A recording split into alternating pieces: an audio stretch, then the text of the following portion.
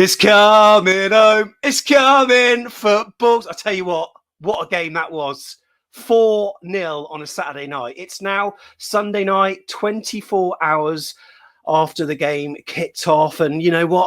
I was a bit nervous, but we were fine, weren't we? We were professional. Welcome to episode 4 of the summer series here on Back of the Net this Sunday evening. Once again, in the midst of the Euros, we really do appreciate you tuning in. I expect a few of us might be sporting hangovers, so kudos for you to tuning in. But what a good win it was. And look, we've got a semi-final to look forward to in the week against the Danes.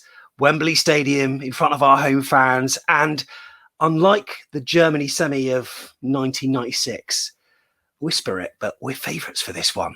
The downside is that it's on ITV and their televising record of England isn't particularly great in major tournaments, but it's fine. It's fine. We'll talk about that, I'm sure, a bit later on. Nevertheless, on this show, we've got a wealth of conversation to get you through the next hour and a lot of AFCB too. So here is what's coming up.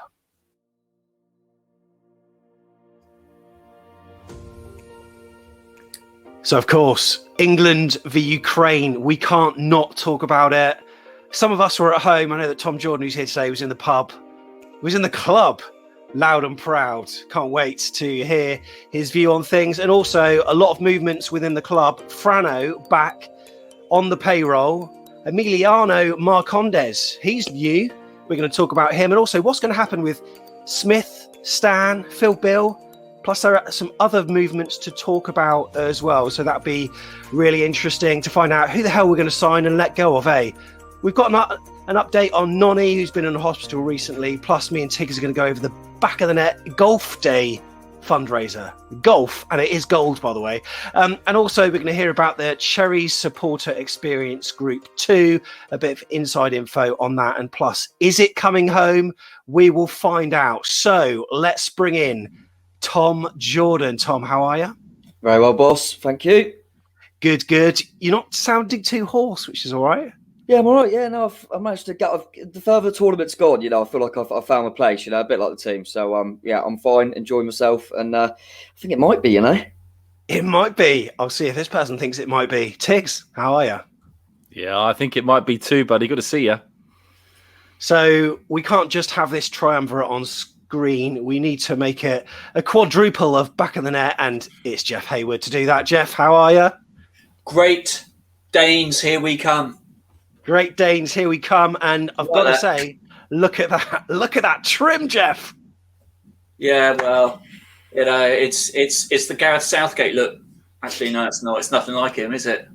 Well, I'm sure we're going to talk about Gareth Southgate, but look, let's talk about yesterday's game. Tom, 4-0. Never in doubt, was it? Or was never in doubt. It was weird going into a game being confident. I didn't really like it because I'm never really confident with England because of previous has told us that. But I've watched a lot of the Euros, and Ukraine, of how they got that far, I don't know. I've watched it, but the only team they beat in 90 minutes was Macedonia, probably the worst team in the tournament. So I thought it would be I would have been shocked if we hadn't done it. So yeah, but it was good to get 4 goals, wasn't it, and be convincing. And listen, we haven't semi-final, we haven't let it go. If that was anyone else, we'd be saying that it's a masterclass. Do you know what I mean? It's like we're not allowed to. But at the end of the day, to not letting a goal all the way to the semi-finals is an incredible achievement. So, yeah, no, it was really good. And it was probably the most complete performance as well, wasn't it?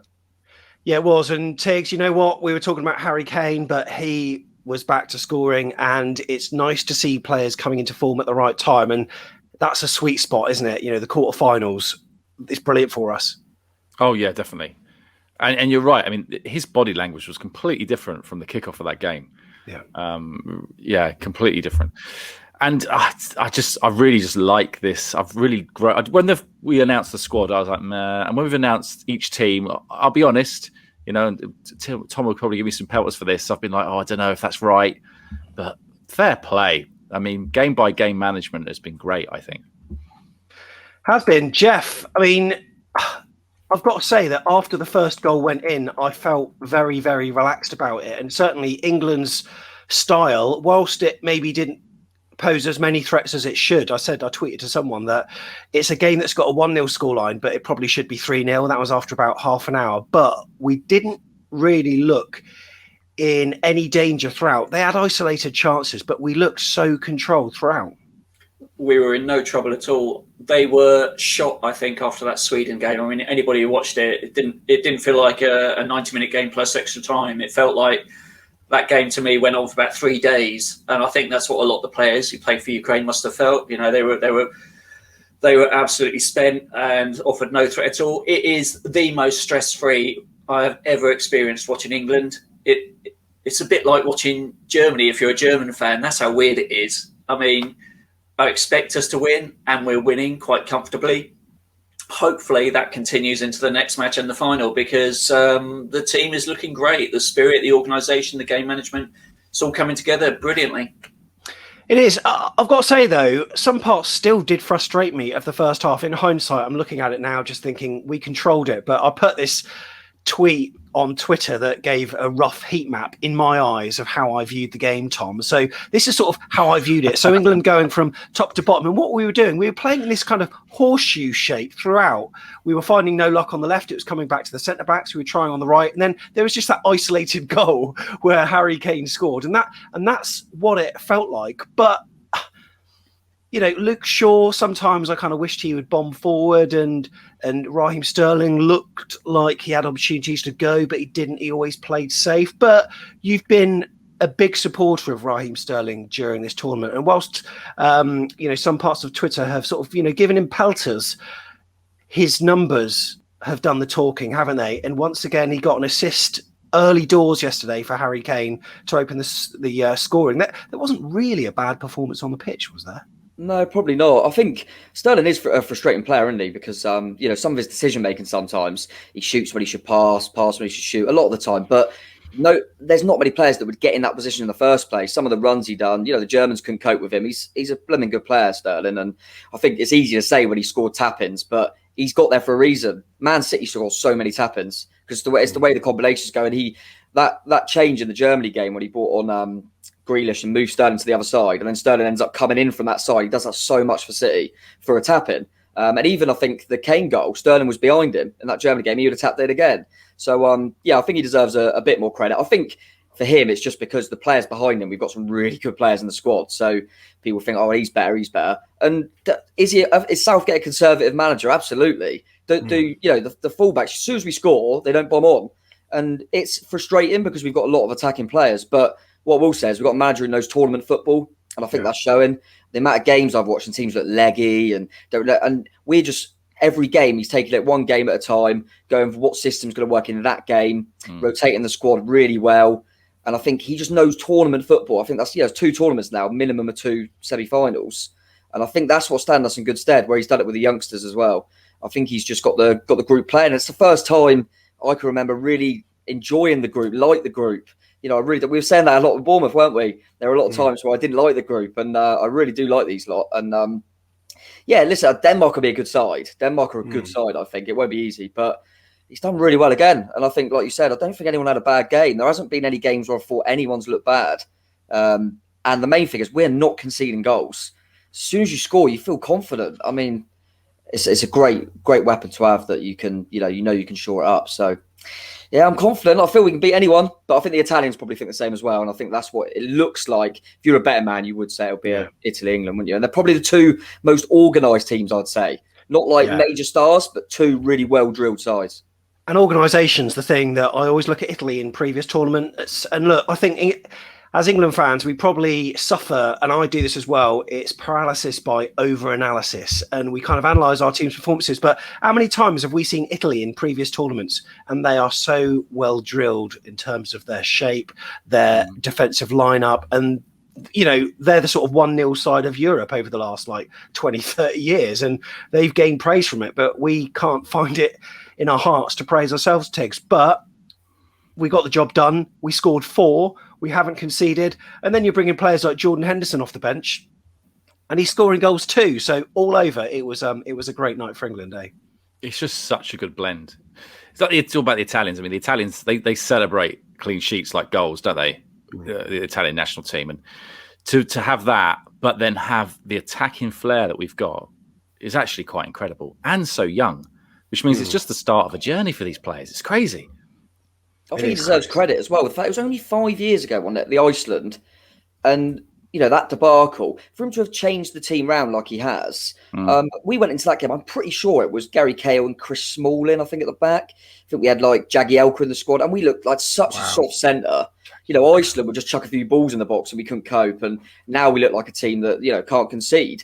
And I think it is difficult, but I think we've got their managers with the CVs. We've had Capello and Sven and these people, and then it was like, can't we just get an English manager who's going to bring through the younger players? And now we do it, and everyone's saying, well, what's he done in the game? I think it's tournament football. You've got to play it like a tournament.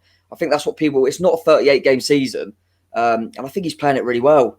I think Jack Grealish coming on in games like he did against Germany. I know it's easy to say he should start, but I tell you what, we're literally killing them, and then they're bringing on Jack Grealish when their fullbacks are knackered, and it's just causing them chaos. So I think at the moment he hasn't put a foot wrong, Southgate. So I do fancy us now. I really do. Normally it's hope, isn't it? Yeah. But now I actually feel like if I wasn't English, I would say England I might tip them. I do think we look good. I mean, we know that you are one of the youngest here, Tom, and then there's Tigz, and then there's me, and then there's Jeff, who can remember the 1966. But Jeff, look, compared to previous tournaments, how does this feel? I mean, obviously, I remember watching Italia 90, and it was, that semi-final was absolute heartbreak. It really was. I remember Euro 96. It was awful, and you know what? We haven't really come close since. Where does this compare for you with regards to hope of actually we could win this thing? Amazingly, I don't remember 1966, although I was in theory alive for that, but I don't remember it at all. I wish I had the Jurassic Park theme tune right now. It'd be brilliant. Anyway. This feels to me like it feels better than 1990. I thought Italia 90 we kind of got to the semi-finals by the skin of our teeth. If you compare the games in the second round and the quarterfinal, Belgium, we got through in a last-minute David Platt goal, and Belgium were the better team that night. And then we beat the mighty Cameroon, who were pretty equivalent to where Ukraine were last night, to be fair. And we scraped through 3-2 there. So we didn't really have a great deal of hope. And probably the Germany semi was our best game in that tournament, I think. And we lost that. But this lot, it feels there's a confidence about them, and a team spirit and self-belief about how they're playing that I can't remember seeing in an England team ever. So he's got the chemistry right, he's got the shape right. It feels like it's a little bit conservative with those two sitting midfielders and that horseshoe thing that you're talking about. It frustrates the hell out of me sometimes when you just see it going round and round and round, and then suddenly there's one overlap.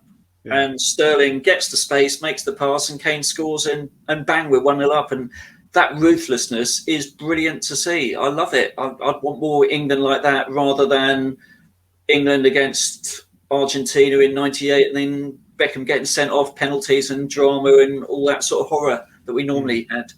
I was saying, Sam, I was just saying, just bring it back to Bournemouth a little bit. When we were saying when Woodgate come in, what he done well was he made us like solid, hard to beat, and then knew that we'd have the quality in someone like Dan Juma to have enough. And I feel like there's signs of that. We could play with Grealish and Foden and probably go for it. I think Southgate looks at it and thinks, if we are hard to beat, it might not be as good to watch, but if we're hard to beat, we've got enough.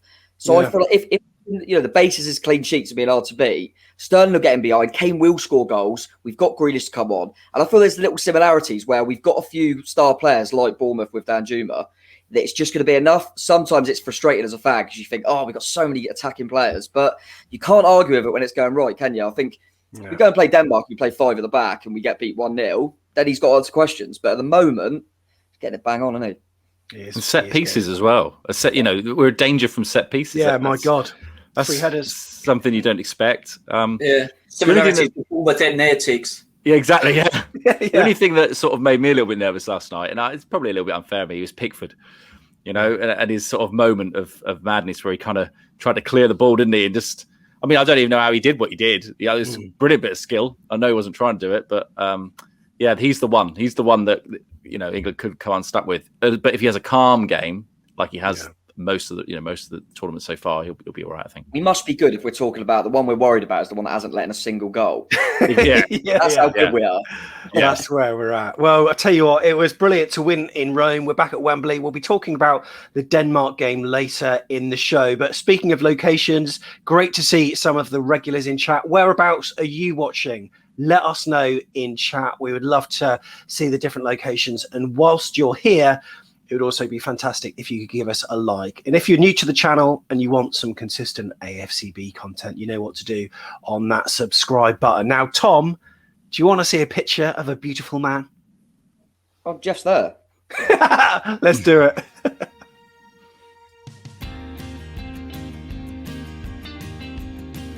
There he is. There he is. What a beautiful man, Frano.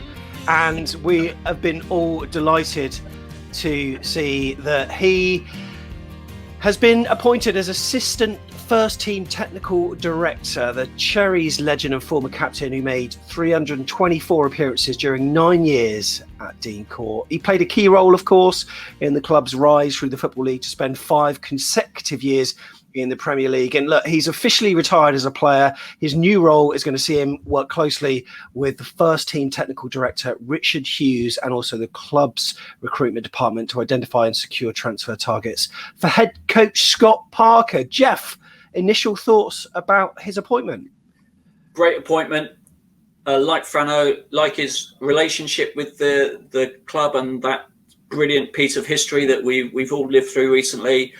He's a great pro. He talks very well about the game. He's been in an informal scouting role for a while now, and I think it's fantastic that the club's brought him on permanently. I think that Frano is a fan as well as an ex-player and club captain. You know, he loves the club and all that it's done for him. And if anybody is going to be committed to getting us back to where we belong, it's him. Do you know much about what the role will entail, Tigz, at all? I've got the foggiest, mate. Yeah. I mean, Richard Hughes, I would say that with the murmurings during the summer of Eddie wanting to go potentially to Celtic, but wanting a certain individual with him, I would say that this is a potential shrewd move to get somebody in who can be trained up to do the same role that Richard's been doing. I mean, when Simon left us as a player, there were murmurings that he had a role at the club, but no one ever really knew what it was. And then he was just turning up on Sky Sports in his snazzy little cardigan. And now this has happened. So I wonder how long this has been in the making, actually. It could have been quite a long while. But either way, Tom, if that's the case, and he is essentially being the understudy for Richard Hughes, it's actually quite good to see that the club prepare for the future, which is something that we've rarely seen before. Yeah, no, definitely. I think been a lot of things recently where you've got to, take your hat off to the people at the top and say, that there's a bit of planning gone into it, which is good to see. And I reiterate what everyone said, really. I think Frano's, we all know he's Bournemouth man, top guy. He was a great player for us, great servant. But I also think when we've seen him on Sky, he come on here, didn't he? And we spoke with him. I think he speaks very well about the game in general. Take away the fact that he's, we all love him anyway. I think he seems like he's quite knowledgeable about the game. And you could see that as soon as he finished football, he wanted to stay in it in some capacity. I think that's important. And I think it seems like just switched on guard. I think he'd be really good around the place. But I think Tigz could be right. It might be something to kind of almost like just get him closer to Hughesy and see if he ended up taking the reins on his own. Not sure. But it'd be interesting to see kind of how much we hear about what Frano's going to do and what he does. But if he is going to be Richard Hughes, Jeff, he needs to learn about 4 languages, doesn't he? Yeah, he's got a way to go on that. Probably get the Rosetta Stone CDs out or whatever he's got. I think he's just a great guy to have around the club. Like I say, I think his personality and what the club means to him. He understands all that culture, the journey that we've been on, the reputation we've got for improving players. He's a living, breathing embodiment of that. And I think if he can be an advocate for the club and get the right players and identify the right players from the lower leagues and players capable of improvement, I think he's absolutely the man for that. Yeah, really, really interesting to see what's happening there. And also, later on in the show, we are going to talk about the Supporters Experience group as well, because that's really interesting. Obviously, we weren't there. We're not part of it, but we've heard murmurings about how it is. And you know what? Early signs are that it does sound really positive, I've got to say. So, yeah, good luck, Frano, in your new role. I'm sure you'll be superb. And, of course, every single AFC Bournemouth fan is behind you.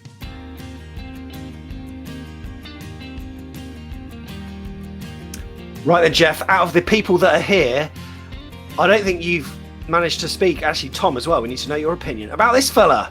Someone that took us all by surprise yesterday. Jeff, I'll come to you shortly. But Tom, 9 a.m. Saturday morning, I'm sure you were thinking about cracking open your first beer, ready for the England-Germany game. Maybe that's a tad too early. But what a surprise that was. And he's a player that's been linked with other clubs. Bournemouth weren't one of them. And all of a sudden, he's mentioned. We all thought maybe it's Phil Bill, contract extension, but it's Emilio joining AFC Bournemouth. And the fact that perhaps it was all kept quiet because, usually with player reveals, you get the kind of reveal of him in a cherry shirt. There wasn't any of that. His face was superimposed onto a graphic. He's not actually been in a Bournemouth shirt yet, obviously. So it was done quickly. It was done efficiently, and shrewd signing. Yeah, I think it looks it. I mean, I think a lot of people said that apparently he had a stormer against Fulham a few seasons ago as well. So Scott Parker's probably, seen that and kept an eye on him since. But yeah, the few things I've heard, I've seen him obviously in a few games for Brentford, but not a great deal. A lot of people say maybe a luxury player is that word that people use, but yeah, you can use that. But sometimes that just means they're, a silky kind of flair player. But yeah, I think he's someone, it sounds like he's someone that can kind of, a bit of magic out of nowhere. Kind of, we said that with Arnie and stuff and Brooksy and players like that, can kind of play in between the lines a little bit. So that's interesting. And because I don't think he's naturally a wide man, more of a kind of 10 advanced midfielder. So be interested to see what Parker's trying to look at there and how he's going to fit him in. Because obviously Billing played well in that kind of role, didn't he, under Woodgate. But yeah, I think it's an exciting one because he's a good championship player. He played a lot of football for Brentford, and Brentford have been very successful ever since he's been there, really, and obviously just got promoted. And there definitely would have been a few clubs sniffing around, so we've managed to sell it to him. So yeah, I'm quite excited to see him without knowing too much, really. It'd be interesting to see how he fits in. That's what I'm interested in. Would be. Now, before we come to Jeff to ask his view, I think some of the best people to ask are Brentford fans. So we spoke to Jatin, who's a Brentford fan from Bees TV, to find out what his opinion is on our new signing. Hello and welcome to a Bees TV review of Emiliano Marcondes. Yes, the free transfer who saved us during the playoff semi-final and final has now gone to AFC Bournemouth on a free transfer. My thoughts on the player overall: he can be a quality player on his day, but obviously he has been hindered by injuries and his development hasn't been the smoothest of sailings in England. He's had some issues on and off the pitch with injuries and maybe other issues, and obviously he had the loan back to Midtjylland for a season and he came back and he has done well at points for us, but he was never that consistent. And obviously with the team we had at points, it was so hard for him to break in. What kind of player he is? Well, he's mainly attacking midfielder. He can play on the left and the right, and we did deploy him as a centre mid of sorts during our little playoff run. And he is a versatile attacking midfielder. He does have to play with a little bit of luxury. He can press and stuff, but he's not one to track back also much. So he is basically dead ball. I think he's a dead ball specialist at points. Free kicks, corners at points. He is a very good set piece taker, and also he has a good delivery on him. And I think in and around the final third, he is very dangerous because I think he has a way of making spaces, picking up the pocket spaces, and absolutely creating chances. And he did that at points at Brentford. Obviously, it didn't work out at the point. And there are very big games where he did turn up in. Fulham from last season, not the playoff final, but one of the first games back after the initial lockdown was against Fulham, and he absolutely banged it. And then same as against Bournemouth, obviously winning us the pen and scoring a goal in the final against Swansea. So he was a brilliant player at points for us, but he just never had that consistency. Strengths, he is very good at set pieces, as I said. He's very good in around that final third. Weaknesses, I think he doesn't have that consistency to make, and I think that's what always will bring him down as a Brentford player. He's a hero in front of our eyes, but obviously as a player, we just had to say he never had that consistency, and obviously there's a variety of factors for that, injury, whatnot. For expectations, listen, it's a free transfer. You cannot complain with a free transfer. If it was the other way around and Bournemouth had let him go and Brentford had got him, I would not be complaining because, free miss. If he does well, and you've just got yourself a great player for the championship and obviously a promotion push. But yeah, if it doesn't work out, you can always just move him on, and you're not losing anything, or you are paying his wages. So that is an overall roundup of Emiliano Marcondes. My thoughts on him, absolutely love him, but yeah, he never worked out at Brentford, and that's just sad to say. And you know what? Every club has a player that you would love for it to work out, and he just didn't. And you know what? He turned up in this game, so he's more than matched that price we asked for him. And yeah, it's a free hit for Bournemouth. And I don't think there should be any worry of what kind of player he is. You know, if he doesn't work out, then it doesn't work out. But I'm sure your squad is more than strong enough to survive without him. But anyway, that's a Bees TV review of Emiliano Marcondes. I hope you treat him well, and I wish you the best of luck in your championship campaign this season. Sounds promising then, Jeff. That was Jatin from Bees Fans TV, as you saw. And look, you know what? It sounds very shrewd. Yeah, he's a free transfer. Like I say, it's a free hit, really. If he works out, fantastic. If he doesn't, well, we didn't spend a fortune on him. He's got potential, clearly, and interesting that one of his big games was against Scott Parker's Fulham. And I think that has the hallmarks of Mark Pugh had a brilliant game against us when he played for Hereford and got signed. So maybe there's something of that in the way that Parker's moved and said we want him and let's bring him into the club. Things that worry me: injury prone, can play right, left, or slightly forward. Not really sure what his best position is. Could he be a replacement, therefore, for Junior straight off the bat? Who knows? I think the consistency thing is the trigger, both for us as an attraction, in that if we can get a better level of consistency out of him, I think he'll be great for us. If we can't, he'll fit in with so many players that we had last season. And Tigz, yeah, you know, your thoughts about our new man? It's quite exciting, really, isn't it, to get, you know, a signing in when we didn't really expect one. And it's nice to get a name that was never on the cards, because we've always been linked with players and we tend to get them. But it's just, you know, it's fairly something new for us, isn't it? Yeah, we don't do it very often, do we? The season we got promoted to the Premier League, I remember we got a couple of late transfers in that nobody was really saw coming. But yeah, I like it. I like not really knowing until it's announced, because people get, you know, they build an opinion based upon a rumour, and it's not great. Although saying that, speaking of rumours, it's interesting what Tom said about Billing, and Jeff said about, you know, who's he a replacement for? Maybe it's Stanislas. Billing is wanted by Norwich, as we see a tweet on the screen there. That was reported today for about 10 million. It sounds like a similar kind of player. They certainly play in a similar position. Maybe that's the thinking. Maybe we're swapping one Dane for another. Yeah, you know, could it be a case that we're, you know, getting these players in, and then as soon as they are in, Tom, see ya, you know, Dan Juma, you know, like when we see a tricky left winger come through the doors, then we know that Dan Juma's very, very close to leaving, right? Maybe, yeah. Like I say, I saw that with Norwich. That'd be interesting. Seemed to have been sniffing around Billing for a little bit. Yeah, I think what I like about the Marcondes signing as well, just to add, is that he's being talked about as a very good footballer, silky kind of player. Well, that's a good sign for the first signing. When we've heard little things from Fulham fans that, you know, he's a bit boring, bit safe manager. Well, he's brought in a flair player. You know, I think that's a good sign. I actually think, if you think about it, injury prone, bit inconsistent, but flair player, can kind of play a bit of advanced midfield. We have lost Jack Wilshere. Seems like it's kind of a replacement for Jack Wilshere in that sense.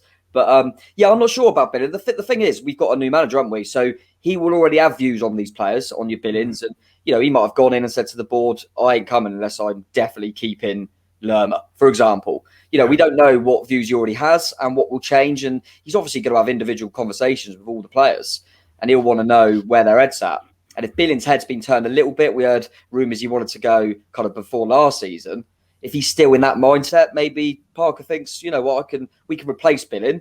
So I'm going to do that. But yeah, that'd be interesting to see. I think Billing's a weird one, isn't he? Because I wouldn't be gutted, but he did end the season well, and you saw you could get a lot out of him. So, and he's, you know, a fellow internationals, you know, from Denmark has signed as well. So I thought that might be more likely for him to stay. But interesting to see if he got a move up as well, because he wasn't brilliant very inconsistent for us. If he then got a Premier League move, could be 3 relegations on the bounce for him. If I was Scott Parker, I'd be channeling Benitez at Newcastle and saying to all these players, look, do you want to go for a transfer to a club where you're going to be in a relegation fight, or do you want a promotion push and be part of a glorious season under my new coaching regime? Interesting you mentioned Parker, and yeah, we spoke to Peter Rutzler. If you want to see that, it's all about the self-promotion in this show. The card's at the top of the screen, just above Tiggs's head there. Duck, it's coming in now, Tiggs, there it is.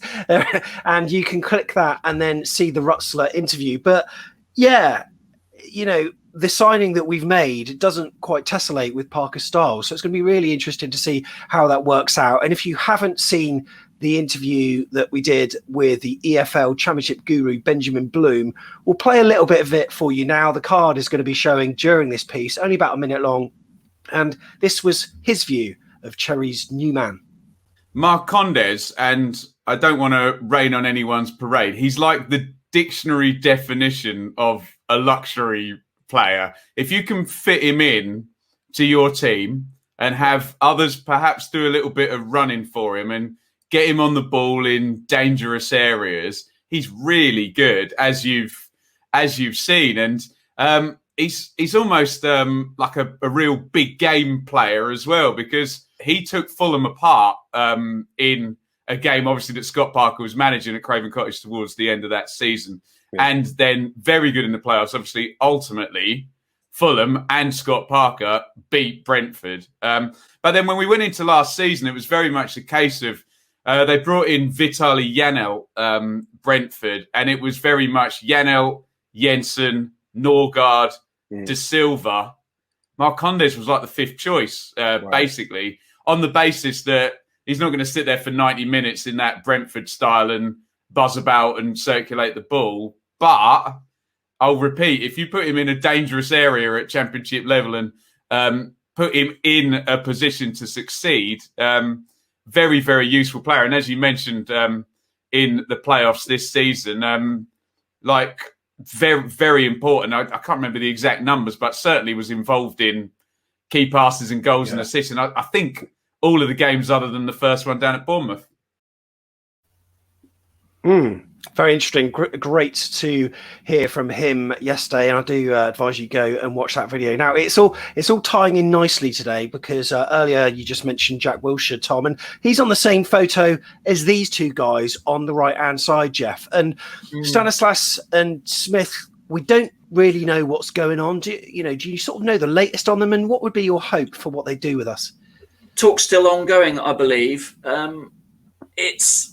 It's difficult. I've been thinking about both players, thinking, do we want them to sign another contract, or is it about time that they moved on somewhere else? And honestly, you can make a case either way. I think Smithy's been a great servant, but he's been with us a long time. I mean, crikey, he played in that Huddersfield playoff semi, which was, 10 years ago now?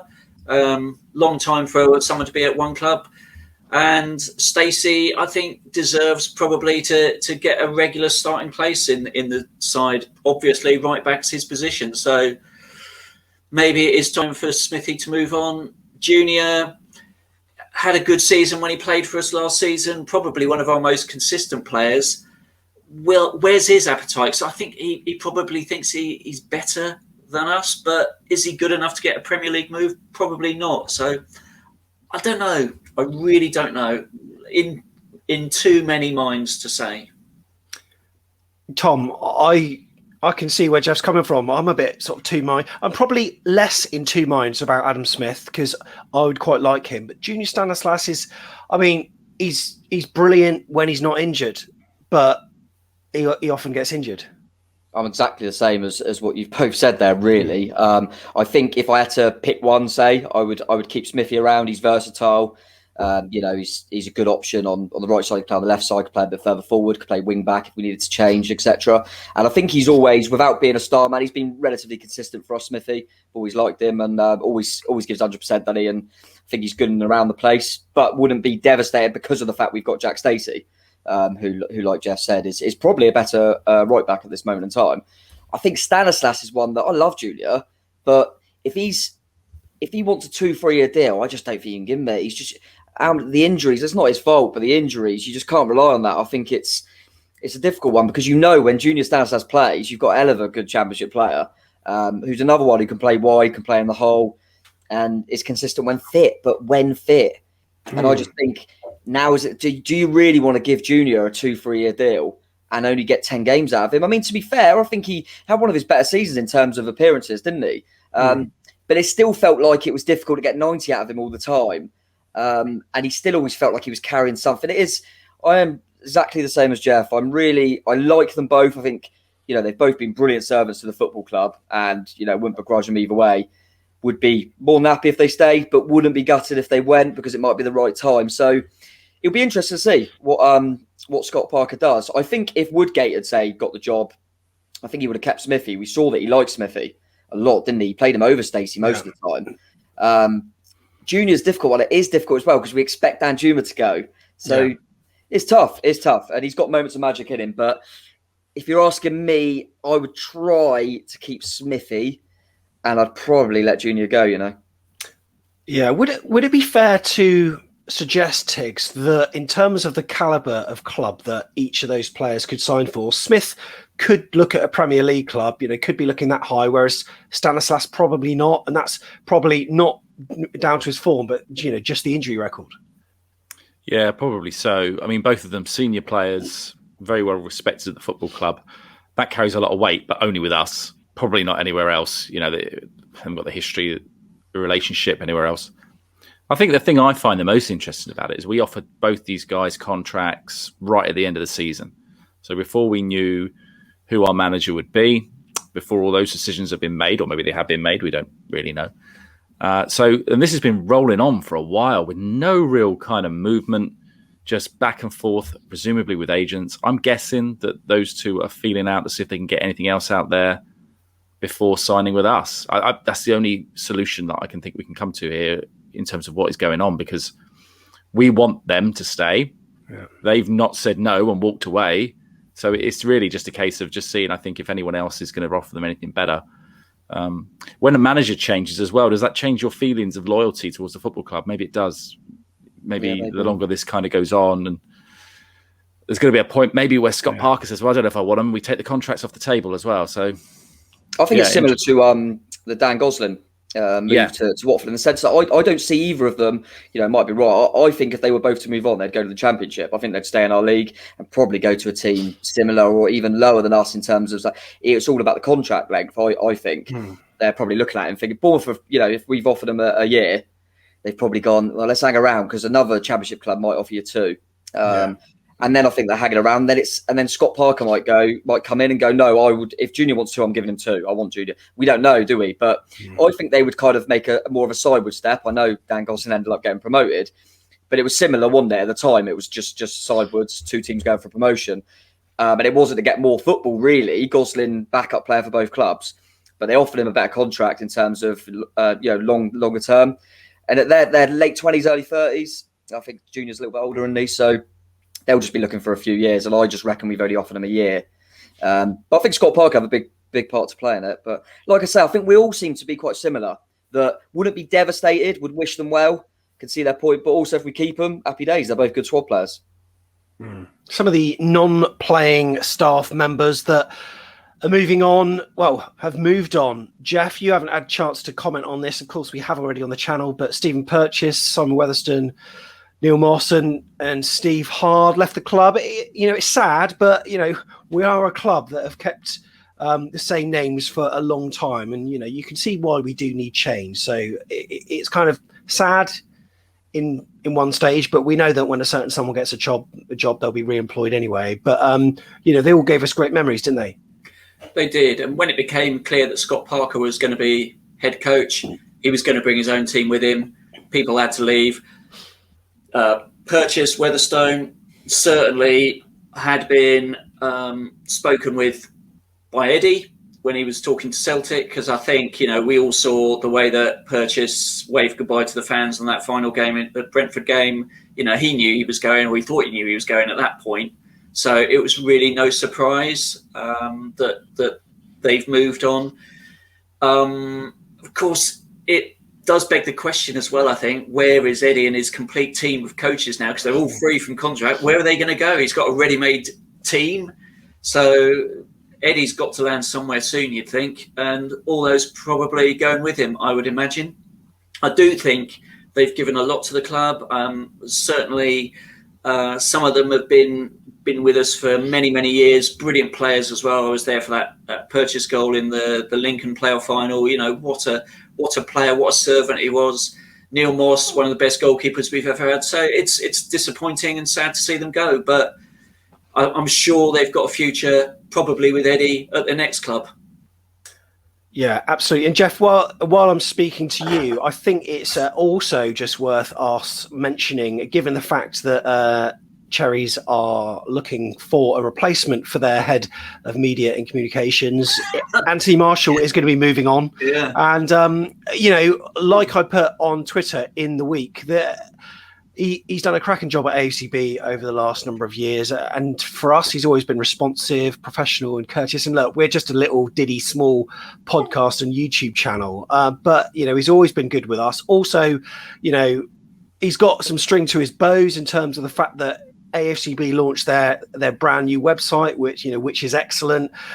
They could have, you know, gone via a default, you know, template, but they didn't. They developed their own website, and also they oversaw the AFCB TV platform, which they could have gone the iFollow route. They didn't. They wanted more control, and that worked fairly seamlessly over lockdown, barring a few, you know, little sort of teething issues with like audio sounding robotic for like a game or two. I think it was a platform that worked really well. So in terms of our dealings with him, Jeff, it's you know, nothing but positive, and we certainly wish him all the best, don't we? Yeah, he's been great. I think we've enjoyed working with him. He's a professional guy, and you know, the way the club presents itself is streets ahead of where it used to be. And I think a lot of the credit goes down to Anthony and the team that he's put together there.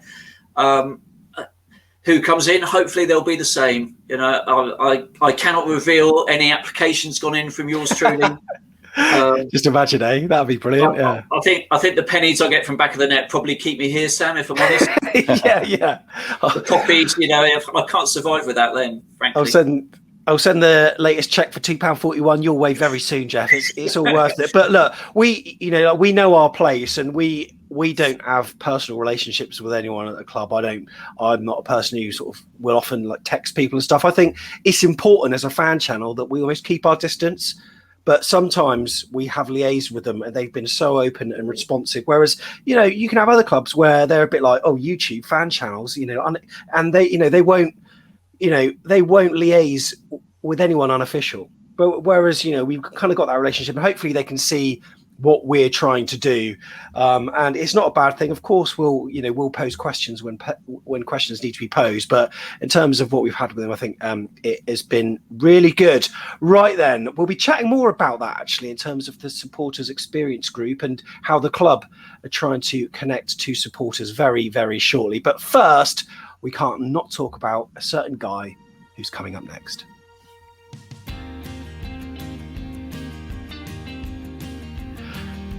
So we've all been wondering how a certain Nonny is doing, and well, he's doing all right. I put it on Twitter.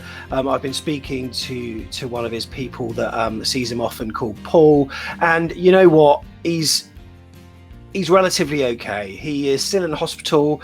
He's grumpy about being in hospital. He's saying that England are coming home. He's probably going to be in for another sort of few days, but it sounds like he is all looking forward to getting back to Dean Court and cheering on the lads. And look, from what I've heard, you know, he is like a little bit weak at the moment, and that means that he may not be the man to be doing Red Army chants, Tig. So have you got any ideas? Like, what are we going to do? Like, how are we going to, you know, get past this? Because we can't not have a Red Army each and every match day, right?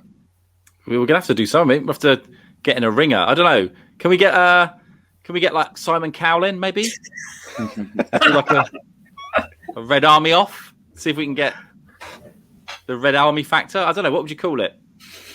You know what? It's not a bad shout. I mean, can you just imagine us just hiring out a hall, having a big desk, Jeff, Neil, Tig, Sam, Tom, we're all there, and then Nonny, of course, having the applicants in.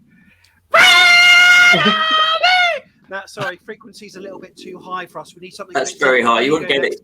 Wouldn't get so it. like Gary Chapman could do it. Like he's very good at the up the cherries. Maybe he could do it, but we do need that Red Army chant. So he's probably not going to be ready to do it straight away. So maybe people in the North Stand, don't put pressure on him when you see him to do it straight away, because he might not be ready. But as soon as we can talk to him, we will be talking to him here on Back of the Net. But he's fighting through, and he just wanted to pass on the message that he's been loving all of the shows, which is good, and has read every single one of the tweets that has come to him. So yeah, really good. And Tom, we can't wait to get back to Dean Court, and fingers crossed we will be doing so against MK Dons, where a certain Andrew Sermon's going to be visiting that draw in the Carabao Cup. They've moved it earlier though. It's on what, the 31st of July, the end of this month.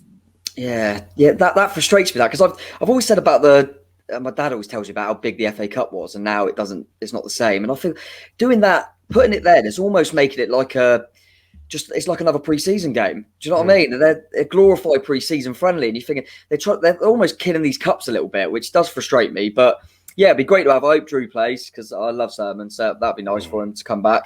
Because I think he's done all right there, hasn't he? It sounds like he's been pretty good there. Yeah, it'll be a decent start, I think. See where we're at, because we should beat them. But but it won't be easy. So that'd be a good test to start the season before going into the West Brom game. But yeah, looking forward to that. Maybe a little cup run would be nice. But yeah, I'm not sure. Where did don't even know where MK Dons finished last season. Don't know how they did. We're so big now. I don't even look down them leagues. Fraud of a club shouldn't be in existence anyway. But yeah, let's not talk. Careful, Tom. Don't start talking about little clubs. All right. Oh, God, yeah, you don't want to be doing a Benitez. Right. Next, Tigz. Do you think it's time to talk about the golf day? That sounds like a great idea, Sam.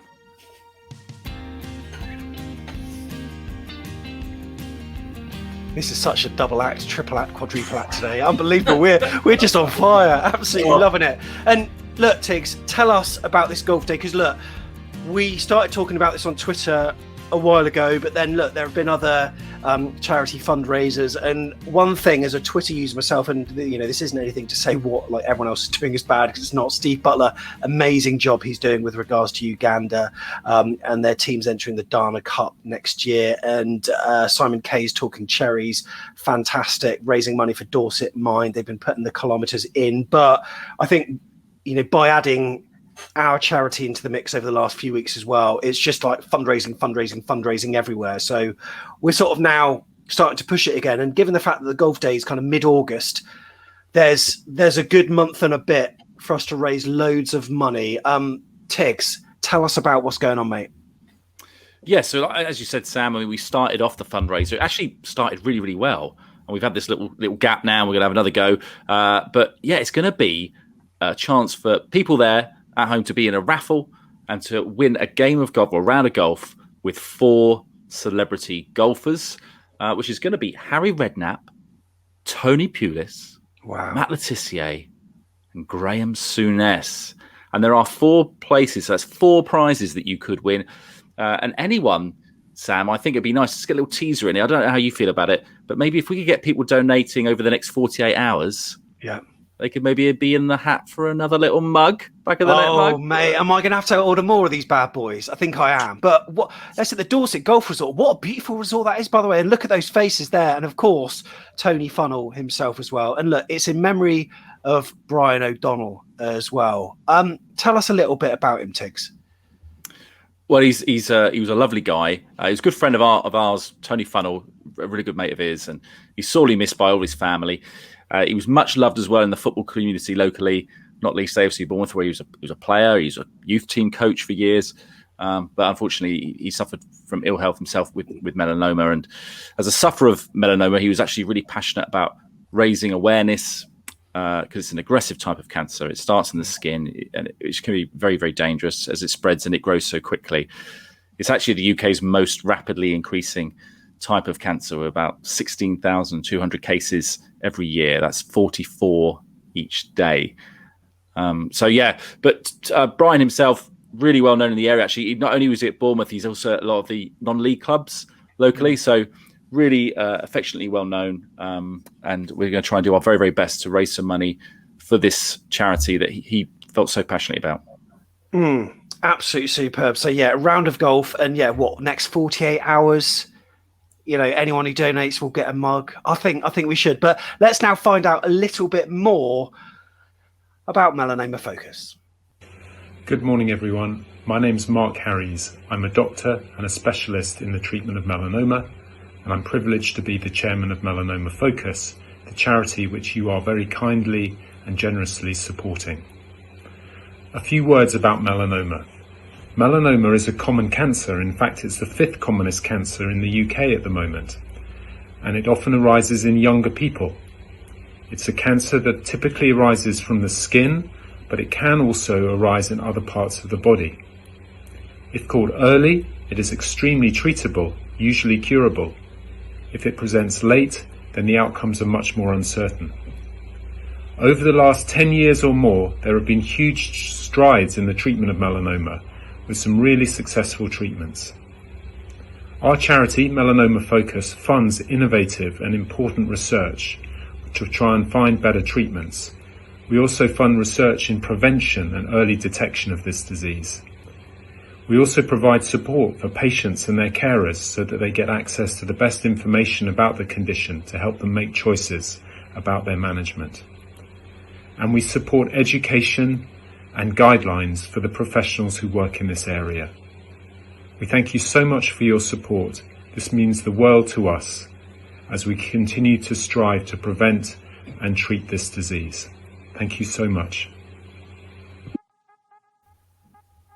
Amazing. So good to hear from Mark there from Melanoma Focus there in his Melanoma Focus t-shirt. And you can donate as well by going to the address that's shown at the bottom of the screen. And it was on the screen there. We'll pop a card at the top as well, just to make it that little bit easier as well. And once you go to afcbpodcast.com/golf, what it'll do is it will take you to the Just Giving page that looks something like this. And look, I mean, we've always said when we do these fundraisers, we would like to almost raise £1 per subscriber to the channel. So if we can do a couple of grand more, it would be superb. And I know that Brian himself really had a heartfelt desire to be part of this golf day. However, sadly, he passed away, as Tigz said, in November 2020. And the charity, it provides education, information and support about melanoma, but in his memory, the golf day will go on. And yeah, it's a star-studded event at the Dorset Golf Resort in Bury Regis, as you saw,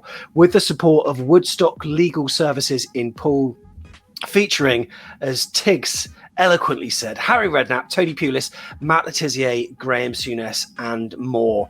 If you want to be in to win, we're picking 4 lucky winners. Just donate a minimum of £5 to be involved and leave your name. You can donate a small amount if you wish, but a minimum of £5 will get you in the draw. So 20 quid means 4 entries as well. The date of the golf day is August the 18th. So you need to make sure that you're ready to play golf that day. Or if you're not really a golfer, it doesn't matter. You can gift it to someone that does, and I'm sure they will have an amazing time. It'd be great to see this figure increasing during this very show. That's where we're at the moment. Let's see where we can get before let's say before the England game, 48 hours before the England game, we will give a mug, maybe 2, to someone that donates. There's an incentive, Tigz, eh?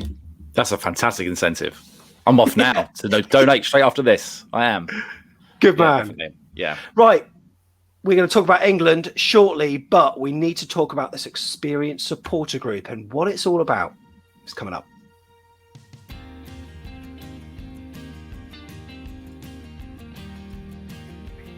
So, yeah, when we saw about this story, I've got to say, like, we all sort of wondered what on earth it was all about. But they put out a plea for some supporters to get involved, and we thought to ourselves, is this superseding Cherries Trust or not? It's back of the net. We're not really part of it, but look, we are keen to promote it and make it known as soon as the minutes to the meeting came out. Now, what we did is chatted to someone that is involved in it. What they did is that they picked a cross section of fans, those that go regularly, those that don't, like exiles, people of different abilities in different stands.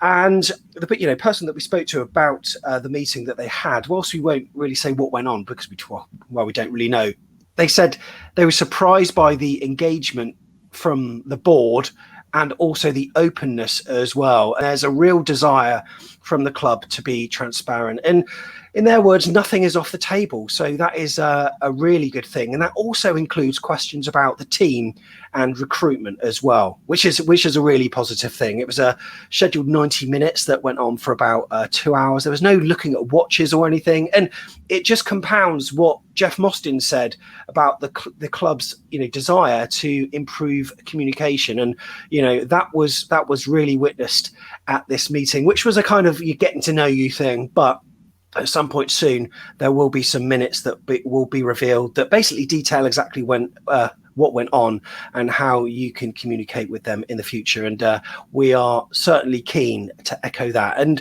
what it might do is not make the fan base be as sketchy and uptight as some people are. Because Tom, when we don't know things, that's always the worst thing in it. And we're always wondering, we see these murmurs of what's going on and a lot of rumours, but it's good to have a group that is going to be meeting like 3 times during the season where we're going to get some real constructive, positive dialogue, isn't it?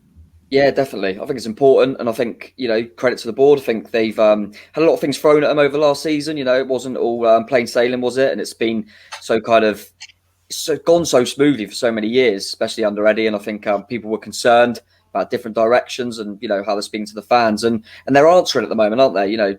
Jeff come out and said some things with Chris Temple. And then we've got the supporters group. And they're trying, you can see they're making a real effort to try and get that engagement back and that connection with supporters. And it almost looks like they've seen what people have said, they've seen what fans have been kind of questioning, and they're trying to answer it. And credit to them for that. So definitely positive. They're definitely trying to get the communication side of it better. And long may that continue. It's quite exciting. And Jeff, it is good to see our club being really open and transparent. Something that they've been accused of previously, sort of brushing things under the carpet, but now they're coming to the supporters with this concept, which is a really good thing to see, isn't it? It is good, and there are some big issues that need addressing. I mean, obviously on the pitch, where's the commitment to getting back to the Premier League, Max's future, the training ground, how the money that comes in from players who will be sold is going to get reinvested, because the acquisitions that we've made have been a bit too sparse, I think, last season. Not enough of that. So, yeah, I think it's really good. It does beg the question about the Cherries Trust and what is the representation for fans, because is this going to be an official group? What's its stature going to be with fans? Are we going to elect people to it or what? And I don't know the answer to those questions. Very much so. Very much so. Well, should be interesting. Right. The last topic we've got to cover. Well, we've spoke about the last one. Let's talk about the next one. England on Wednesday played Denmark at Wembley.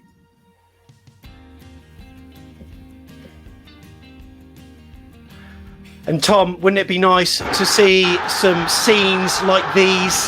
Wow, amazing. That was at the Box Park in Croydon. What was it like where you were? Yeah, it was brilliant, to be fair. I was in Halo in Bournemouth, been there for a few games so far. Yeah, really good atmosphere, really, really good. And it's great in the town afterwards. It's it's lovely when it's England because everyone's supporting the same team, do you know what I mean? And really, really good spirit amongst everyone. And like I say, I think before you kind of do it in hope more than expectation, really, with England. Ever since, I was born in 91, but when I watched football, first tournament I really remember was 98. And I think since then, I don't think we've ever beaten, till this tournament, a proper big nation in a knockout game. Just as soon as we get a big team, we go out and that's it. And the Germany one was a real big statement. And then we just went to Ukraine and went, get out. And I just think we've got a chance. I do think the Danes are a good side, though.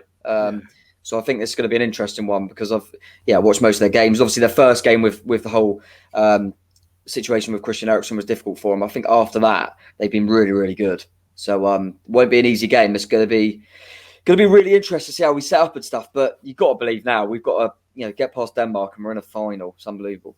And you say Christian Eriksen, Tigz, that they have been a side that has been driven by, the emotion of it all. And you just sort of wonder at some point, maybe that emotion will run out and maybe it's going to be at Wembley Stadium when there's 60,000 England fans cheering us on. And look, it's the Euros. So a lot of people say it's not a World Cup, but in many ways, the Euros is a harder tournament to win than the World Cup because there is a greater concentration of like fairly decent teams, because you got to say that there are teams that don't qualify for the World Cup that are probably, better, that manage to qualify for the Euros, if you see what I mean. Oh, yeah. I mean, Jamaica, Trinidad, New Zealand. I mean, there's some, you just think, very different style of game to what you're playing in the Euros. It's interesting what you said about Christian Eriksen and that feeling. I suppose that's really, for me, that's created them as everyone's second team as well, which that there's going to be a swell of support for them at Wembley. Definitely. Yeah, it'll probably be more than people expect, actually. A bit like when we went to Italy. No one expected that many England fans to be sneaking in there, did they? But yeah, I think it's going to be a cracking game. I hope it's not too cagey. I hope it opens up and I don't want to go to extra time and penalties and don't like that. But no, I'm feeling the wave of positivity. Why not? Come on, we can definitely. On a normal day, we should do, shouldn't we? We should win. It's good to see loads of AFC Bournemouth contingent at Wembley. We've seen a number of flags. We've seen Boscombe flags. Loads of people wearing their tops and stuff. We know that podcast regular Richard Jackson's going to be there with his sons, including Mark, that's been on as well. So, really looking forward to hopefully seeing them. But, we've also got representation on the mic in Wembley Stadium, Jeff. And, from a man who 10 years ago, well, I mean, he probably still does now, was going up and down the country in a mini metro, sat next to Willow, stopping at Burger King. Chris Temple's done all right, and he's going to be the voice that leads England out, and hopefully we'll be announcing some goals for England on Wednesday and maybe Sunday as well. Yeah, I think Temple's really raised his game. Obviously, Willow's coaching and encouragement has got him to where he is today. I swear he's got Botto there as well, because Sweet Caroline, it seems to be like the music that they're playing all the time. Yeah. It's very odd, but just a word of caution about Denmark. Tom, you won't remember this, but 92, they didn't even qualify for the Euros and ended up winning it. There is a bit of a narrative around Denmark unexpectedly pulling things off. So I think whoever wins this semi-final will actually win the tournament. All right, let's go round prediction time. Tigz, how's it going on Wednesday, mate? I think it's going to be 3-0 to England. Tom? I think there would be a stronger outfit if they had Philip Billing and Emiliano Marcondes in their squad. I don't know how neither of them made it. I'm going to go 1-0 Harry Kane. Harry Kane, you take that. And go on then, Hayward. What are you going for? Yeah, 2-1 to England. I think we'll do it. 2-1 to England. Well, you know what? I did put this on WhatsApp, but I did have a text message conversation with a friend before the game against Ukraine. And look, I'll show it to you now. And this is what I said. I think, this will be result of the tournament, I said. And further on, he said, result of the tournament? I said, yeah, you watch. He said, big win or shock loss? I said, big win. Well, something like 4-0. And then later on, he texted me saying, have you been to the future? Tell you what, mate, I was delighted with that prediction. So if you listen to me, lads, 2-0. That's what's going to happen. And I think we'll be all right. It should be an interesting one. But we're all hoping that next Sunday night we're going to be watching England in a major final. Cannot wait for that. Right, we'll have our final words very shortly. But if you haven't subscribed, you know what to do. And make sure you like the channel as well. When you do subscribe, hit the bell because it notifies you of our next videos.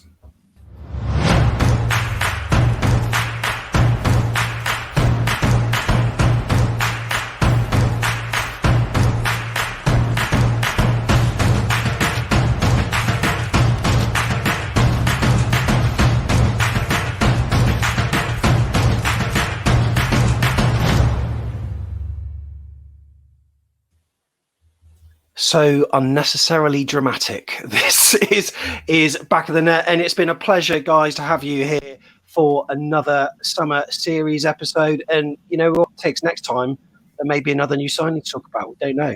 That's how we roll these days. Maybe 3. You just don't know. You just don't know how it's gonna roll out. I reckon we've got them all lined up, ready to go. We're just waiting for them to finish their international duties. That's all it is. That's it. It's been a pleasure to have your company. Tom, as well, thank you very much, buddy. Cheers, boss. It's coming home. It's coming home. And Jeff, thank you very much for the last hour. It's been a pleasure. Yeah, good to be on the chat. Glad to see the boys are all keeping well in the summer break.